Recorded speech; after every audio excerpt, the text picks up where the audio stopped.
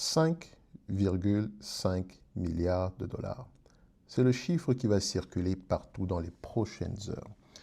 Celui que les alertes ici vont afficher. Celui qui va faire dire ici à beaucoup d'investisseurs que Johnson & Johnson a enfin refermé mais l'un des dossiers les plus douloureux ici de son histoire. Le groupe pharmaceutique aurait accepté de payer ce montant pour régler les procès restants qui allèguent ici que ces produits à base de talc ont causé ici des cancers ici de l'ovaire chez des milliers de femmes. Sur le papier, c'est une bonne nouvelle. Une entreprise qui traîne ici un contentieux depuis plus d'une dizaine d'années ici, qui a vu sa réputation s'éroder auprès de ses consommateurs et son action pâtir de l'incertitude judiciaire, semble enfin trouver une sortie. Mais voilà le problème. Un chiffre unique et rond comme celui-là donne l'illusion ici d'une clôture nette du dossier. Et c'est précisément là que l'investisseur pressé s'arrête, satisfait alors que l'analyste rigoureux ici commence son travail. Parce qu'un règlement judiciaire de cette ampleur n'est jamais un simple chèque signé ici un lundi matin. C'est un constat conditionnel. Pas un constat, mais un contrat conditionnel, autant pour moi. Étalé dans le temps, suspendu à des variables qui déterminent si le risque a vraiment disparu du bilan ou s'il a simplement changé de forme. Prenons la première couche. L'accord serait conditionné ici à la participation d'au moins 95% des plaignants restants. Donc, cela veut dire que ce montant n'est pas garanti. Il dépend d'un vote collectif. Imaginez ici que vous négociez le rachat d'un immeuble avec 100 copropriétaires et que la vente ici n'est valide que si 95 d'entre eux signent. Un seul groupe de récalcitrants ici, suffisamment nombreux, peut faire s'effondrer tout l'édifice. Donc cette mécanique de seuil est exactement le genre de détail que la manchette ici ne mentionne jamais, alors qu'il détermine si le règlement se concrétise ou reste une intention. Vous avez la manchette, c'est devant vous. OK?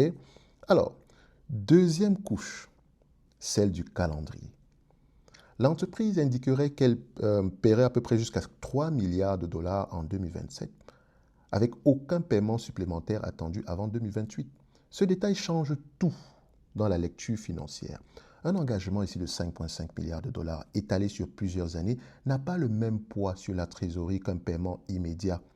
Pour une entreprise de la taille de Johnson & Johnson, l'échéancier détermine si cette charge est absorbée sans effort ou si elle vient ici réellement contraindre l'allocation de capital des prochains exercices, celle qui finance ici la recherche, les dividendes et les rachats d'actions. Et puis, il y a une troisième couche, plus subtile encore, qui touche la mécanique même du contentieux. La semaine précédant ici cet accord, 2 témoins experts des plaignants n'auraient pas pu affirmer que le talc avait spécifiquement causé le cancer d'une femme en particulier, par opposition à une autre cause possible. Un juge fédéral ici aurait alors demandé aux plaignants de justifier pourquoi leur recours ne devrait pas être rejeté.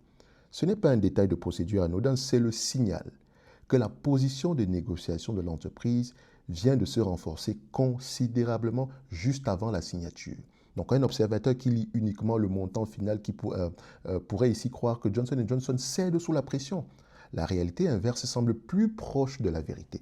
L'entreprise négocierait depuis une position de force nouvellement acquise, pas depuis une position de faiblesse. Et vous allez voir ici. Alors, cela soulève une question que peu de gens se posent face à ce genre d'annonce. Un règlement obtenu depuis une position de force a-t-il la même probabilité d'aboutir qu'un règlement obtenu sous contrainte judiciaire totale? Le fait qu'un cabinet représentant environ 5500 plaignantes dans les dossiers fédéraux ici ait été disqualifié par le même juge pour avoir prétendument collaboré de façon inappropriée avec un ancien avocat de l'entreprise disposant d'informations internes ajoute encore une variable. Cela réduit potentiellement le nombre de voix qui pourraient faire échouer le seuil de 95%, ce qui change mécaniquement la probabilité que l'accord se concrétise. Voilà où l'analyse rigoureuse diverge de la lecture rapide. L'investisseur pressé voit un chiffre et une conclusion, l'affaire est close. L'investisseur qui creuse voit un montage conditionnel avec 3 variables critiques: le seuil de participation, l'échéancier de paiement et le rapport de force juridique au moment de la signature, dont chacune peut faire varier considérablement l'impact réel sur les comptes de l'entreprise dans les 2 ou 3 prochaines années. Ce qui nous amène à la vraie question que ce type d'annonce devrait toujours déclencher chez un investisseur. Quand une entreprise annonce le règlement d'un risque financier majeur, sais-tu réellement distinguer un montant contractuel définitif d'un montant conditionnel qui dépend encore de plusieurs variables externes? C'est exactement ce que force à faire le prompt dénommé « Cette entreprise court-elle des risques financiers majeurs ?» qui fait partie ici de la bibliothèque de prompt Premium Top Invest. Il oblige à cartographier les échéances de paiement, à identifier les conditions suspensives qui peuvent faire dérailler un accord et à construire des scénarios de stress qui répondent précisément à la question que la manchette ne pose jamais, celle de savoir ce qui se passe si les 95% ne sont pas atteints ou si le calendrier de paiement glisse un tout petit peu. Alors, quand je lance ce prompt, numéro 6, c'est écrit ici. Vous pouvez le voir, ok? Et le prompt, il est là. Tout ce que j'ai fait, j'ai collé, j'ai mis le nom, etc. Je vais juste directement à la partie numéro 6, risque juridique. Et là, j'écoute ce qu'il a tendance à me mentionner. Alors, il dit ceci.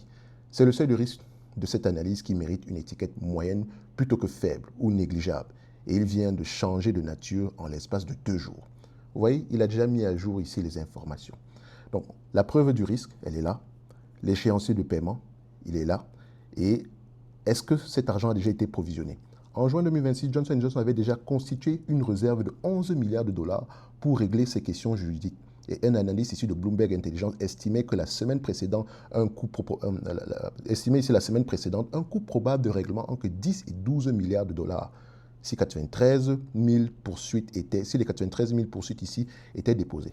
Donc, le règlement de 5,5 milliards de dollars ici annoncé est donc inférieur à la réserve déjà constituée et aux estimations d'analyse. Vous vous rappelez les estimations d'analyse, surtout quand il s'agit de litige. Vous vous rappelez de troisième, quand on mentionnait que notre troisième va faire faillite, machin, truc et tout le reste. Allez-y, regardez, les vidéos sont là. J'ai toujours su que, enfin pas su, mais il faut lire. Ok, ils annoncent toujours des gros chiffres parce qu'ils sont là pour vendre le sensationnel. Or, sur les faits, ce n'est jamais trop ça. Parce que un règlement juridique ici peut prendre des années, des dizaines d'années. Comme celui-ci. Il ne date pas d'hier. Ça date de très long. Donc, ça prend des années. Et entre-temps, l'entreprise continue à fonctionner et fait de l'argent. Donc, ici, elle a mis 11 milliards de côté. Maintenant, on lui dit que bon, tu vas finalement payer 5,5 milliards. Vous voyez que, techniquement, c'est parce que si elle a pu payer ce montant-là, c'est parce qu'elle est en position de force. Et vous pouvez voir ici que ce qui est incertain, le seuil de participation, le procès, machin, il y a également au Royaume-Uni, etc. La conclusion ici, c'est le risque moyen. Vous avez les différents, le scénario ici, base, stress possible, et le pire cas plausible ici. Donc, ces prompts-là vous permettent de gagner du temps, d'aller en profondeur des choses. D'accord? Je vous ai proposé ici dans le groupe School. Vous avez accès au groupe School gratuitement jusqu'au 31 du mois de juillet. Ici, donnez-moi le nom d'une entreprise et le secteur d'activité. Je vais utiliser un seul prompt sectoriel. Il y en a à peu près plus de 5. Juste des prompts sectoriels, juste pour vous montrer à quel point vous pouvez approfondir vos connaissances sur une seule entreprise. OK? Donc, il est là, le prompt il est là. Et pendant que vous êtes dans le groupe School, on a fait un deep dive sectoriel ici, dans le secteur ici des softwares, ainsi que dans le secteur du pétrole. Allez-y lire, d'accord? Pour mieux comprendre pourquoi je suis optimiste sur ce dossier et pourquoi je suis pessimiste sur ce dossier. Secteur du pétrole. Je ne dis pas ici vendez vos coupes pétrolières, etc. Mais on regarde la situation du moment et on essaye de se projeter en prenant en considération uniquement ce qui compte. Si on revient sur Johnson & Johnson, parce qu'ici, la leçon, elle dépasse largement le cas de Johnson & Johnson. Un risque financier annoncé comme règle, ou bien, pas comme règle, excusez-moi, un risque financier ici annoncé comme réglé n'est réellement réglé que le jour où les conditions qui le rendent réglé sont elles-mêmes vérifiées. D'accord? Est-ce que vous avez compris ce que je dis? Un risque financier annoncé comme étant réglé n'est réellement réglé que le jour où les conditions qui le rendent réglé sont elles-mêmes vérifiées. D'accord? Donc, regardez les conditions, vérifiez-les, appréciez-les avant de vous projeter. Et dès que certains que ouais, ça a été fait, etc. Parce que beaucoup de choses peuvent changer. Ici, vous pouvez aller vérifier. On a pu le voir que Johnson & Johnson négocie en position de force. Donc, le risque ici est minime. Mais maintenant, il y a toujours une marge d'erreur hein, dans toute chose, dans tous les cas de figure. Donc, je vous laisse aller. De toute façon, elle a déjà provisionné 11 milliards. Donc, si c'est moins que ça, tant mieux. Mais le 11 milliards en question a déjà été provisionné. Donc, l'entreprise ne court réellement pas de risque financier majeur, pour dire la vérité par rapport à cette situation. Nous avons déjà parlé de Johnson & Johnson, je pense qu'il y a quelques jours sur cette chaîne-ci. Donc, ce n'est pas la peine de venir faire ici une vidéo quantitative. Elle est là. Dans tous les cas de figure, si vous voulez faire du stock picking sérieusement, vous êtes au bon endroit. Si vous voulez aller plus loin, il y a le groupe School pour ceux qui veulent comprendre les choses. D'accord? Je les appelle ici les faiseurs de choses. Donc, on va se donner rendez-vous sur les prochaines vidéos. Un like, un abonnement, un commentaire, ça fait toujours plaisir. Et on se donne rendez-vous ici, voilà. Bref,